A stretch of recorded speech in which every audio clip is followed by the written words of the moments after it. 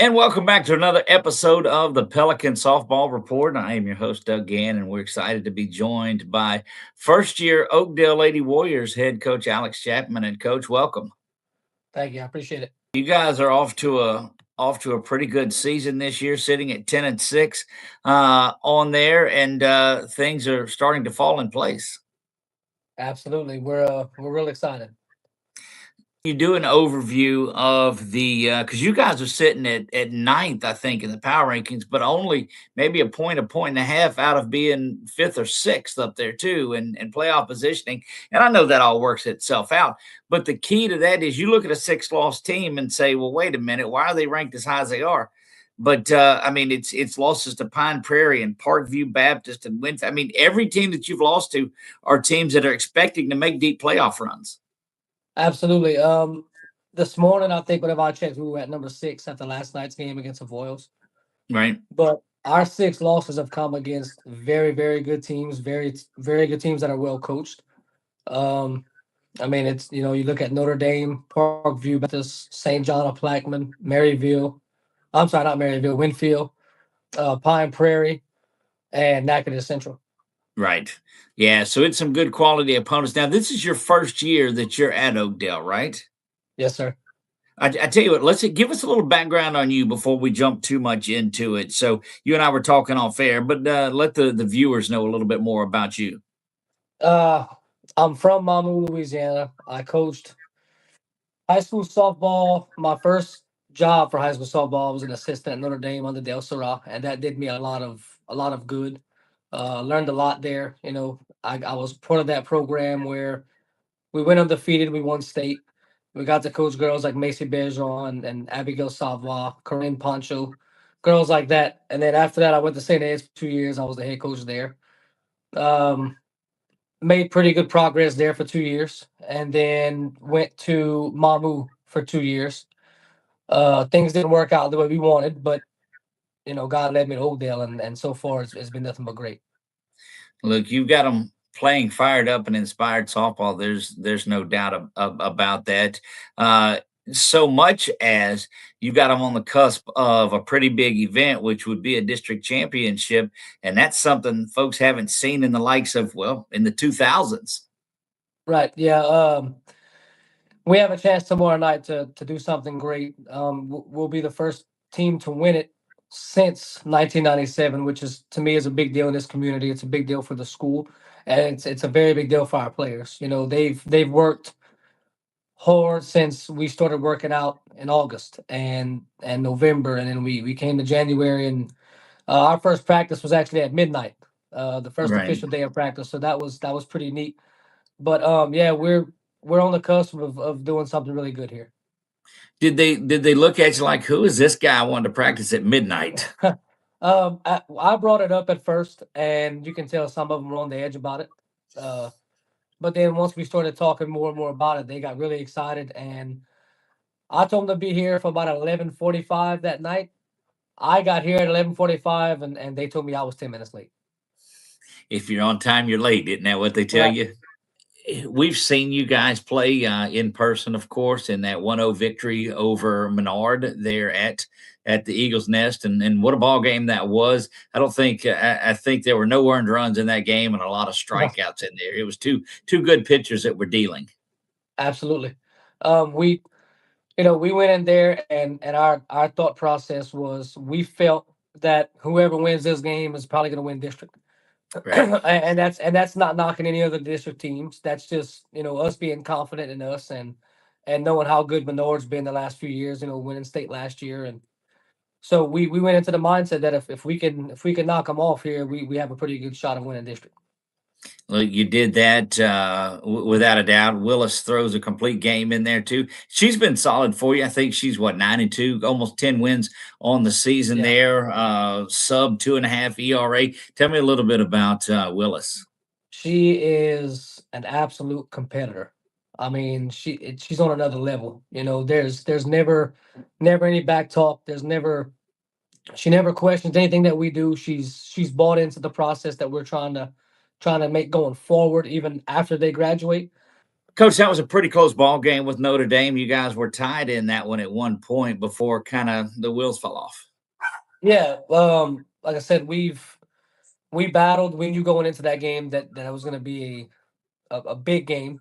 Um, Found out there was a few coaches there in the stands whenever we were about to start, which was great. But Ainsley threw phenomenal in the circle. We kept a very very good hitting team in check for a little while. We just we we ran out of time in the end. Um, Offensively, we looked really good. Our leadoff hitter went 4 for 4. She had a home run, a double, two singles.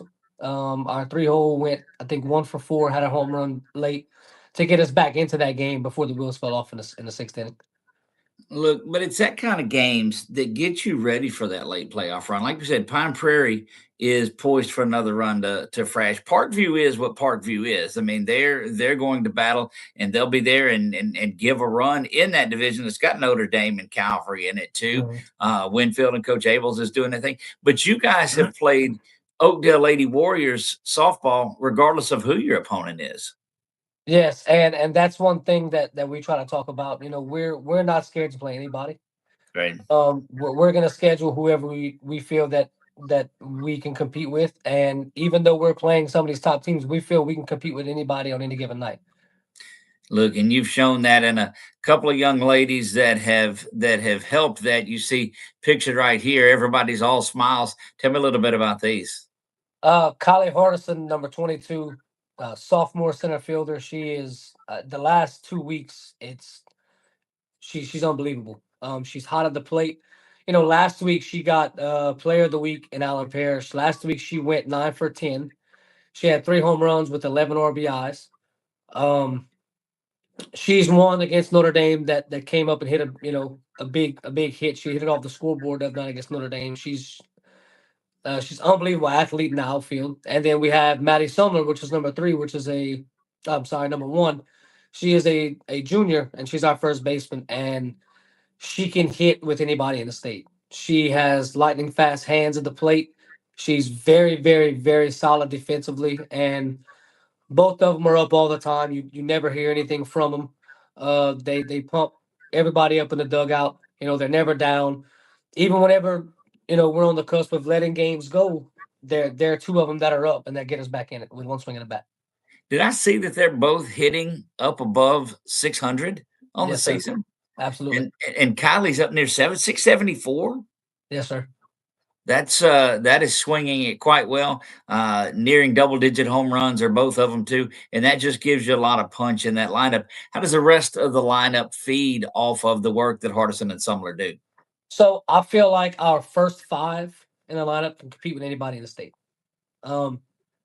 Kylie's my lead off. I have my 2 holes of another sophomore. Her name's Peyton Jones. She's a catcher. Hits with absolute power as well. Really fast, really athletic, very, very good behind the plate. And then after that, we have Maddie. And Right. then after Maddie, we have Ainsley Willis, which Ainsley is strong. Ainsley is not going to give you the big hit every time, the power hit, but she's going to come up big for us in the lineup.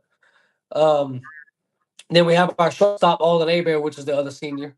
Alden comes to the plate. Alden plays really well. Alden's smart at the plate. She can hit with power as well. She can hit for contact when she needs to. And then 6, 7, 8, 9, I feel what makes us different from a lot of teams is our 6, 7, 8, 9 are above average. And it's hard to find a team that has 6, 7, 8, 9 that are pretty good. You look at your successful teams, and they don't rely on that leadoff hitter to start things off from them. They've got an 8, 9 that are getting on base, and you see a good leadoff hitter that has RBI production, and you see that out of Hardison with 22. That Right. means people at the Absolutely. bottom of the lineup are getting on base. Absolutely. Like I said, I I think our 6, 7, 8, 9 do a very, very good job of getting on when they need to get on. They take good pitches. They have good at bats, and I don't mean to say it as in they know their role, but they know their role. Their role is to get on base, especially for the top of the lineup, and that's where we produce most of our runs. Look, that's what teams making deep runs in the playoffs know is that, hey, we've all got a job on this too. And it's 9, 10, 11 people doing what they're supposed to do. Let's jump back over to that district championship opportunity tomorrow night. One, it's there in Oakdale, so that's got to be pretty special too, because you know how the community came out when the basketball state championships were there, and so this community of Oakdale is going to come out in this one, I would expect. I believe so. Like I said, I think it's really, really big for the community. It's something that it hadn't happened in 29 years, so I expect some people to be here. Um, we have their full support, and I know the girls feel like they have a lot of support from the town as well. What do they do to stay focused in this game between last night's big win and tomorrow on there, just to concentrate on going out and taking care of business and not letting any surroundings kind of get in the way of it? So, like I said, we talk about the long term goal, short term goal. Our short term goal was to win district.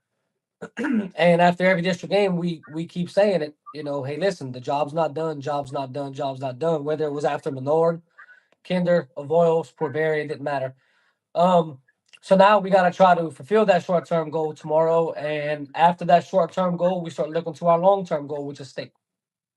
There you go. Well, Coach, we appreciate you sitting down and taking some time with us. We certainly wanted to highlight the fact that your ladies are going for that district championship, their first one since 1997, and we wish you the best of luck in that game tomorrow night. Thank you, man. I appreciate you having me. Absolutely. Head coach Alex Chapman. And look, coach, after it's over with, let's visit again and talk about, send me some photos of the celebration and we'll get them posted on there as well for Yes, you. sir. All right. I There you appreciate go. it. Head coach Alex Chapman of the Oakdale Lady Warriors joins us today on an episode of the Pelican Softball Report. Stay tuned. Make sure that you follow the channel so you can keep up with every time that we go live and every time that we post an interview, which I assure you is a lot. For Coach Alex Chapman, I am Doug Gann. God bless you all, and we'll see you next time.